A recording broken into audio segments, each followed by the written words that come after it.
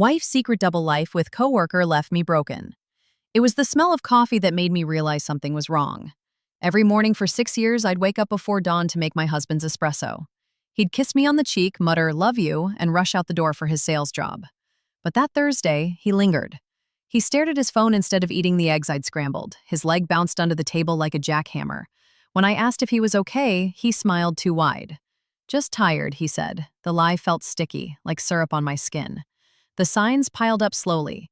A receipt for a romantic Italian restaurant, 2 glasses of Chianti, in his jacket pocket. A new cologne, woodsy and sharp, that he swore was a free sample. Late nights at the office he blamed on a demanding client. Marco's writing my about quotas he'd grown, collapsing onto the couch. But Marco had been his best friend since college. Why did his voice tighten saying the name now? Then came the night his phone buzzed during the office reruns. He leapt up like he'd been scalded. "Wrong number," he mumbled, hurrying to the bathroom. I heard the shower roar at 10 p.m., and his voice, low and urgent beneath the spray. My chest tightened. I counted tiles on the ceiling until he came out, damp and avoiding my eyes. 2 days later, he forgot his phone on the kitchen counter. I told myself I wouldn't look. But there it was, glowing innocently. My thumb hovered. Then I saw the notification. "Marco, miss you already. Tomorrow?" The screen blurred. I sank to the floor, scrolling through months of deleted texts resurrected in my shaking hands.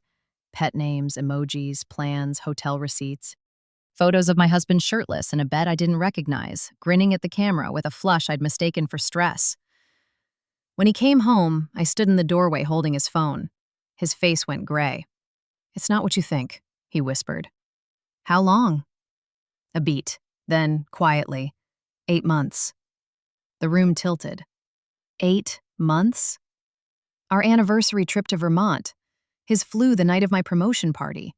All those times he'd hugged me too tight, like he was trying to squeeze out the guilt. He cried, begged, said it meant nothing, that Marco pursued him, that he'd ended. I didn't scream, didn't throw anything. Just sat there, cold and hollow as he packed a suitcase. Now he's texting novels about therapy, second chances, how he'll quit his job.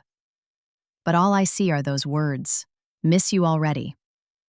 I booked a solo Airbnb, changed the locks, let myself cry in the shower so the neighbors wouldn't hear. Friends say I'm strong, but I don't feel brave. I feel like a ghost haunting my own life. Yesterday, I found a single black sock under the bed. His? Marco's?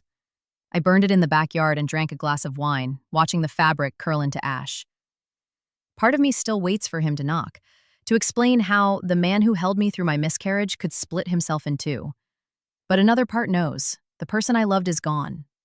Or maybe he never existed. TLDR, discovered my husband's affair with his male coworker after 8 months of lies. Now I'm just empty.